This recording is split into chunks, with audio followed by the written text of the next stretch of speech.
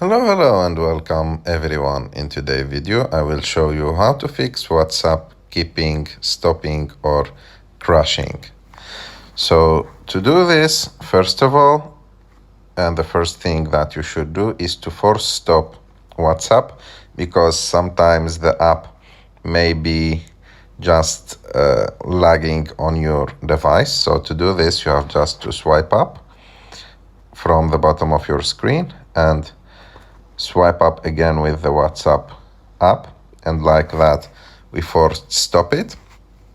Secondly, we should be sure that the app or the WhatsApp app that you have is up to date, and to do that you should go to the App Store and look for WhatsApp. And as you can see here, the blue button in the middle of the screen says open. So if it says update, that means you need to update WhatsApp. And another thing that you should check is that you have enough memory on your phone for the WhatsApp to work properly. And you should know that WhatsApp requires always from you to have at least one free gigabyte for the app to work properly. And to check that, you have to go to settings, and after that go to general, and after that go to iPhone storage. And as you can see, for example, for me, I have enough storage for the WhatsApp to work properly. And the last thing, if those actions didn't do anything, you have just to delete the WhatsApp app, and after that install it again. To delete it, you have just to long press on the name of the app and click remove and delete app.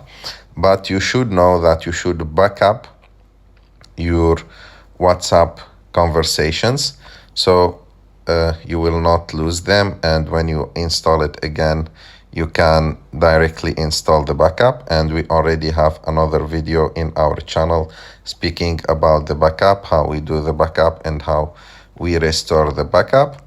And usually by using one of those solutions you will resolve this problem.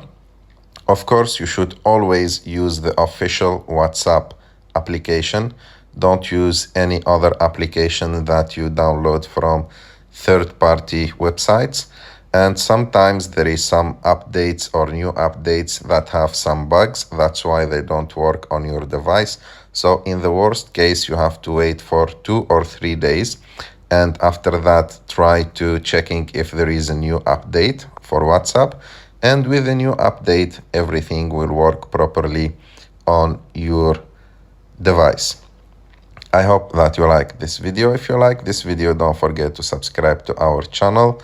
I hope that this video was useful for you, and see you in the next one.